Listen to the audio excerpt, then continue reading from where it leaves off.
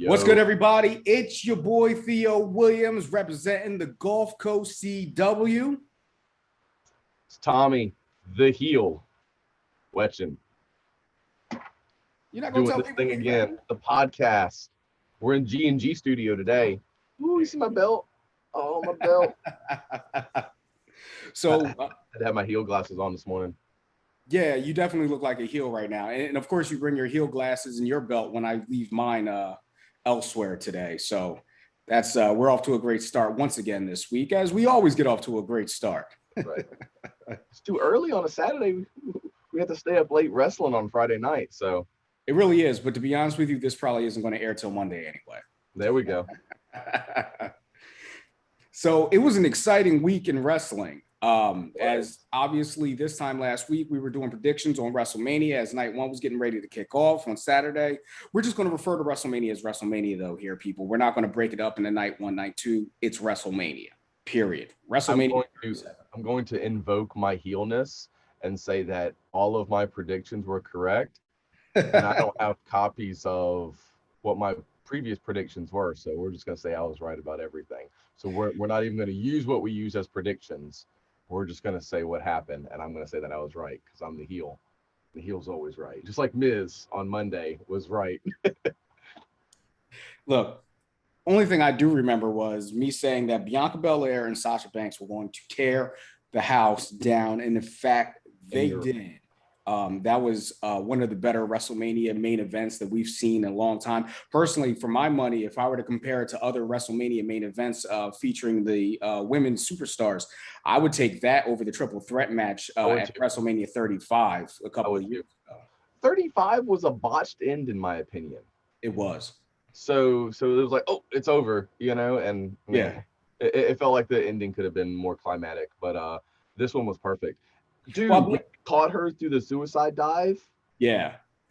Press slammed her and walked up the stairs. Yeah. The walk up the stairs was the most impressive thing because at that point, there were 10, 15 minutes into that match. Yeah. And she's picking up dead weight over her head and lifting it and walking up the stairs. Like, what? She's insane. I don't even know of any male wrestlers that could have pulled that off. No, me neither. All right, so how about I say a match, and we can say whether it was worth talking about for a couple minutes or just worth skipping, and we'll just say who the winner was. Sure, we only need to cover the good stuff. All right, Lashley and McIntyre. I think that's worth talking about. Of course, Lashley and McIntyre is worth talking about. I was afraid that they were going to keep the belt with McIntyre or put the belt back on McIntyre and have Lashley lose, even though I was rooting for Lashley because I'm still team Lashley and MVP. But the fact that Lashley came out on top still as champion, it tells me that they're really pushing him as a dominant heel in the WWE, and they're going to make it really special whoever overcomes the mountain and has him lose the title. Brock Lesnar. I hope so. I don't even want Brock to win. I just want him to come back and face him. I don't want Lashley to win and then Brock to go on in a feud with Paul Heyman or Roman Reigns or something, right? Like, who does the feud for Paul Heyman's love? Paul Heyman on a pole match. Yes, Heyman on a pole match. I'm right with you, Lashley. I'm super, super, super happy that they kept it on him. Love McIntyre. I think McIntyre does a great job, but I think Lashley's starting to hold it for a little while. So. And he's played the game long enough. Like, he's been patient. This is his second or third stint in the WWE after being champion literally everywhere else that he goes. And This is the first time within the first year, he's gotten his first heavyweight title match, which honestly is a little insane. If you think he was in a 4-way match in SummerSlam a few years ago. But that I think that was it. I'm pretty sure he was in a 4-way match. I think it was like him, Joe, Lesnar and Reigns, or maybe it was Lesnar and Strowman, but they just built a show all around Lesnar. I'm pretty sure he was in one of those, but I could be wrong. So next match, we kind of have to touch on a smidge. Natalya and Tamina won, which I'm glad they gave it to him. We talked about that last time. I think a key piece to this match is that, what's the girl's name that was with, she was going around with her little piece of paper trying to get everybody to Billie Kay. Billy Kay. Yeah. who She recently got cut. wrestled Sunday and they let her go 2 days later. Same with Joe. But Joe didn't even wrestle. He was just, but he was on. Well, he was announcing, but they took him off a few weeks ago. So I'm guessing he wouldn't re-sign. Which Joe to AEW confirmed. Well, actually, I saw a report where Joe was caught off. He was caught off guard by the releasing, so it doesn't indicate that Oh, really? Yeah, he was. He actually tweeted, I think. So it doesn't really seem that he asked for his release. But with that said, I mean, I see a great opportunity, especially if somebody can talk CM Punk out of retirement. Just even if it's just for one match to have against Samoa Joe in Chicago, AEW. I think All In is in Chicago. Like, oh, Oh, no. what? I don't. Can you think of a bigger main event that anyone could have right now? No. Like the fans would go insane, or just make it like a three-way and throw Omega in there for the title. Like, why not? You know what I mean? Because so somehow you'd want to tie it into, you know, their storylines or whatever. Throw Sting in there too. I love Sting. Well, why not? I don't care if he's 80. All right, next match: Cesaro and Rollins. Love the match. Hate that they built it around a spin. Did you watch Friday Night SmackDown? They showed that spin about 8,000 times. Is that all the match is to them? Is like ring around the UFO. rosy? The UFO. You talking about the UFO where he was on the shoulders and he spun him around without Yeah, did touching he drop his hands? the UFO? Yeah, no. I mean, it was awesome, but was that all the match was? Because Yeah, that's all the promos I saw for it, and I thought it was a great match. Other than that, Tommy, you have to understand the WWE is a home of gimmicks, and gimmicks is what gets you over, and that's what's getting Cesaro over. It's the at least he's getting helicopter over, spin. right? At least he's getting over. Next was AJ and Omos. I was hoping to see a little more out of Omos. He did great, but like he was just a cleaner. Like after he got tagged, how long?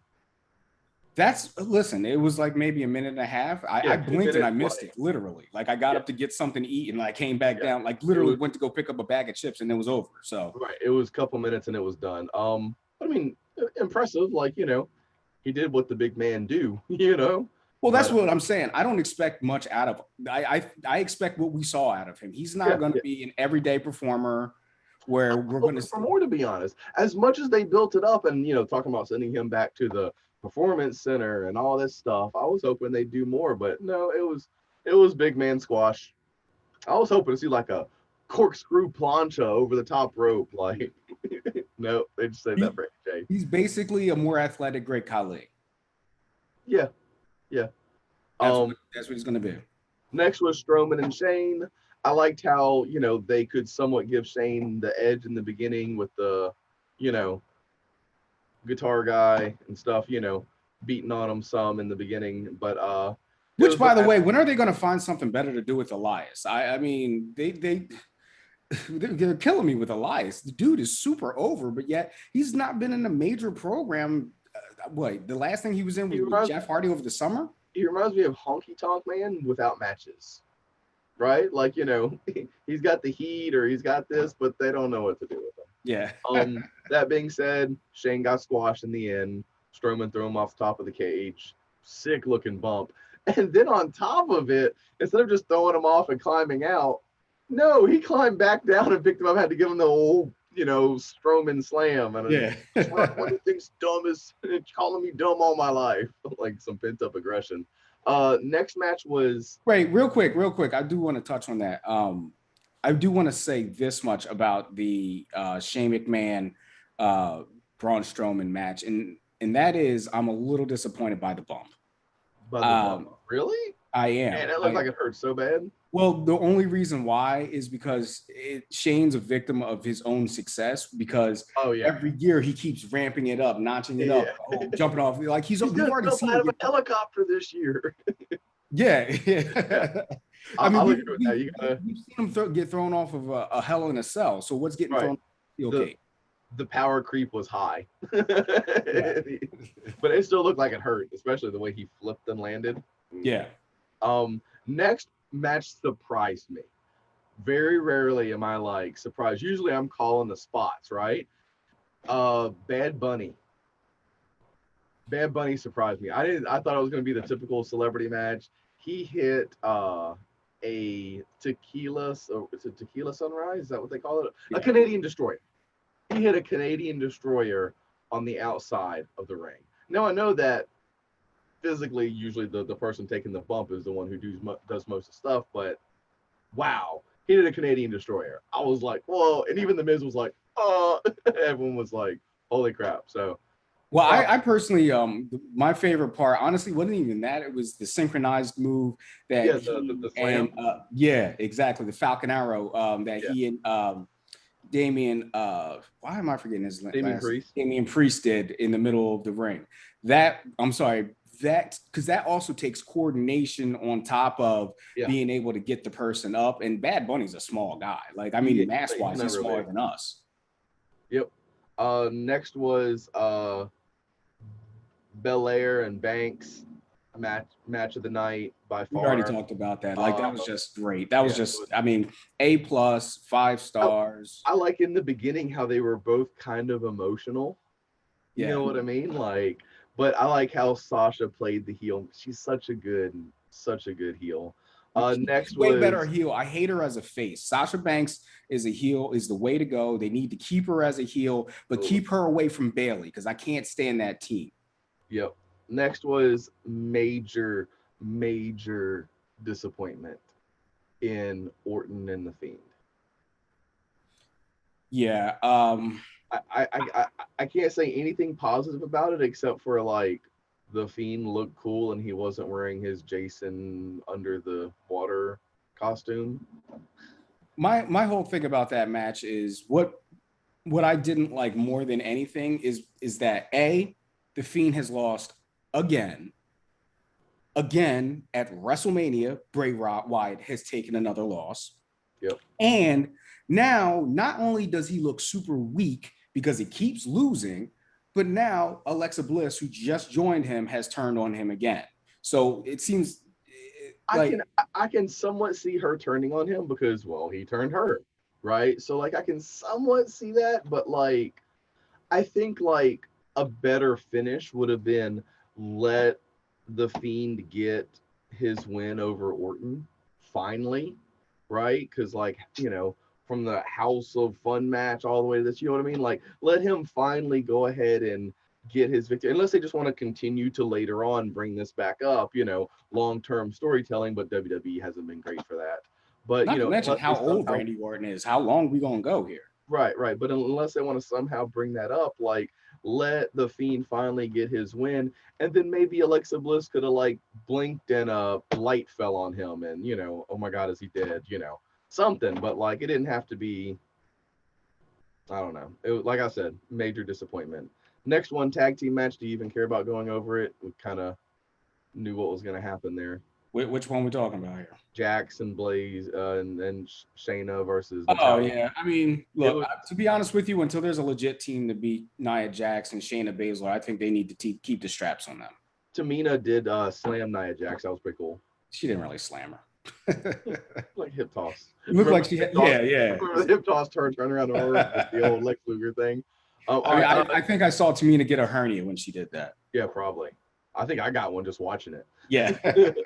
Next was Owens and Zayn with Logan Paul. The match was completely forgettable in my opinion, except for Logan Paul got the stunner at the end after Owens won. And here's the thing. I was really hoping that was going to happen, Yeah, especially after the finish. And I think the fans kind of felt it was going to happen. But oh, yeah. like, if that didn't happen, that match would have been 100% a disappointment. Absolutely. I feel like they're really trying to give Owens the Stone Cold thing, but without Stone Cold. Like he does some cool things. Like Stone Cold would have definitely done that, right? But then like he just loses often, and it could be so much more. He's great on the mic. He's a good worker, But yeah, WWE dropping the ball. Next was Sheamus and Riddle. Did you see that match? Um, yeah. Oh, yeah, yeah. As a matter of fact, that kick, that bro kick. Oh yeah, that's what I'm talking about. That was the only thing I remember. I remember being a stiff match because they're both stiff wrestlers. But that upside down bro kick, and Monday on Raw, Riddle's mouth was still Yeah. swollen. Like Yeah, no, he got beat up. Like it was a legit He did. beat up. Like that was a fight, and I'm glad that they kept the belt on Sheamus, or got the belt on Sheamus because I thought that was the way to go. Partially because I'm a heel character, but also because I like Sheamus's new gimmick. I like his new look. With as I stated last week, kind of like the barroom brawler kind of Irish guy. So he's not a character. He's just a regular guy you could see at any Irish pub that's looking for a fight. Side note, before I get into the next match, they booed the crap out of Hogan. Thank God. Yep. And super, super, super happy, proud, congrats to Titus. Titus, for all the good stuff that he does, he finally got recognized and not just, showing him tripped into the ring or, 5,000 times, which that was funny, but again, like you said, gimmicks and just being pushed down. Like, I mean, he could have tripped like going to get the the trophy. That would have been funny. You know what I mean? And I got to tell you, Ike, but when super proud of him. He's an awesome dude. when he fell, up, I'm telling on myself, when he fell at that greatest Royal Rumble ever, That's what running I'm to talking the ring, I lost it. I think about. that is one of the most classic moments that we've had in the last 15 years. Yeah, I mean, he went like under the ring. Yeah. Like he didn't just fall; he went like straight under. So I just had to touch on that. Super proud for Titus. They booed the crap out of Hogan. Good. All right. Next was Apollo Crews versus Big E in a Nigerian drum fight, which saw no drums being used. No. First It was, off, I thought it was somewhat a stupid stiff. gimmick. What's that? The match was somewhat stiff. Like there was a couple tough looking bumps. Like whenever he slammed him on the steps and stuff, there's a few stiff bumps. Biggie and Apollo gave it to each other. I think it was a solid match. I'd probably give it like a B minus. But the large soldier that came out in the end, that's what that match was really all about. It was about showcasing Apollo's muscle. That was the guy from Raw Underground. Yeah, Daba something, yeah. Yeah, Daba something. Yeah. Daba. Let's just go with Daba. He's Daba. He wasn't part of the other unforgettable group that was led by Mustafa, was it? You talking about Retribution? Yeah, he wasn't part of that, was he? No, he was not part of Retribution. Okay. No. As a matter of fact, so just to give everybody a real quick insight to our pre-show when we talk amongst one another, getting ready for the show, neither one of us actually was able to stay up through Monday Night Raw this week because just how boring 3 hours of the Monday Night Raw show is right now. But after Raw, or worse after WrestleMania Raw ever. Oh, just like the lead-in was terrible. But they Retribution actually helps Lashley and MVP. Oh, really? Beat Drew McIntyre and Braun Strowman in a 3-way match. No, and Randy Orton, not Lashley. But yeah, I was upset they didn't use any drums. I felt like a drum should have been used in some form of sense. I thought that would have been cool. Well, in any case, we got a new Intercontinental Champion. Daba's here, and we're going to see what Apollo Crews has to do. And I like Apollo. Like, I feel like he's been way past due for a push, so I'm happy about that. I like the bad guys. Speaking of bad guys, Rhea Ripley winning Asuka. She turned heel the Monday beforehand, kept that pretty much of the match. It's a pretty stiff match as well. They did pretty well.